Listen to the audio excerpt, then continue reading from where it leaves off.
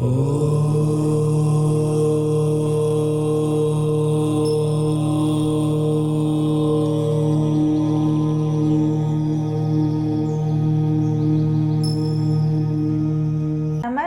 दोस्तों, मैं आचार्य भारती नारंग आपकी सारथी से आप सबके समक्ष उपस्थित हूँ। आशा है आप सब अच्छे से नवरात्रि पर्व मना रहे होंगे। मेरा आज का टॉपिक नवरात्रि से ही जुड़ा है। देखिए, नवरात्रि के दौरान हम गेहूँ, चावल, दाल इत्यादि चीज़ों का परहेज़ करते हैं। उपवास में लोग फल, दूध, मिठाई का सेवन कर गुजारा करते हैं। अब प्रश्न ये आता है कि व्रत में अन्न क्यों नहीं खाते।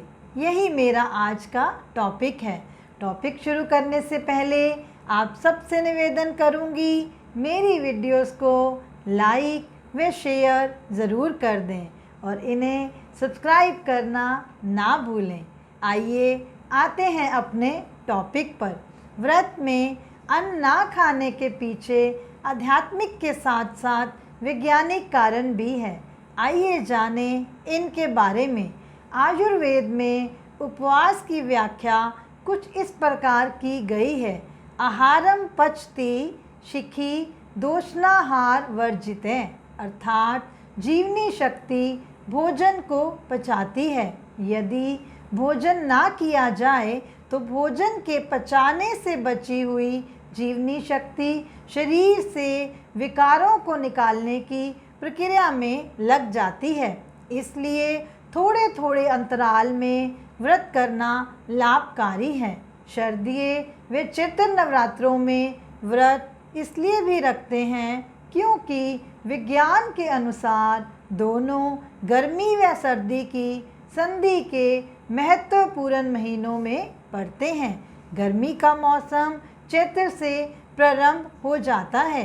परिवर्तन का वह मुख्य समय होता है जब बीमारी फैलाने वाले बैक्टीरिया और जीवाणु अधिक सक्रिय होते हैं।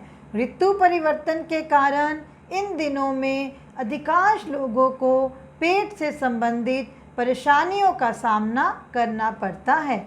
इसलिए शरीर की शुद्धि के कारण 9 दिन उपवास रखते हैं। इस प्रकार नवरात्रि में किए गए व्रत वर्ष के दूसरे अवसरों पर किए गए साधारण उपवासों से अधिक महत्वपूर्ण माने जाते हैं। धार्मिक दृष्टि से देखा जाए तो नवरात्रि के व्रत करने से हम माँ को प्रसन्न करते हैं और यदि हम अन्न खाते हैं तो इससे हमारा पेट पूरी तरह भर जाता है और इससे शरीर को आराम पहुंचता है और इंसान को संतुष्टि मिलती है। लेकिन व्रत और उपवास एक तरह का संकल्प है।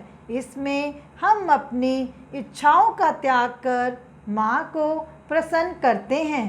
खाने की चीज़ों को मना करके और उन्हें अपने मन से हटाकर हम पूजा में ध्यान केंद्रित करते हैं। इसीलिए ऐसा किया जाता है और इस दिन फल व मिठाई का सेवन करते हैं। अन्न में कई ऐसे तत्व होते हैं जो शरीर में आलस लाते हैं या जिनसे वासना उत्पन्न होती है। अब जब नींद या वासना हमें घेर लेगी तो हम अपना ध्यान भगवान पर केंद्रित नहीं कर पाएंगे।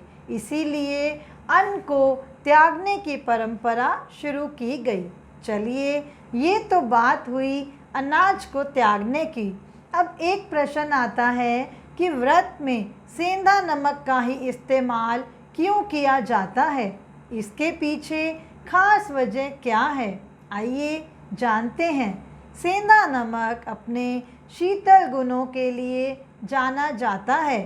सादे नमक को सी सॉल्ट कहते हैं क्योंकि ये समुद्री नमक होता है और इसे शुद्ध व रिफाइन करने के लिए कई तरह के केमिकल प्रोसेस से गुजरना पड़ता है। सेंधा नमक को नमक का सबसे शुद्ध रूप माना जाता है। इसे खाने योग्य बनाने के लिए किसी भी केमिकल प्रोसेस से नहीं गुजरना पड़ता है। व्रत के दौरान हम काफ़ी देर तक खाली पेट रहते हैं। सामान्य नमक की तुलना में सेंधा नमक हल्का होता है और ये पाचन तंत्र को मजबूत बनाए रखता है।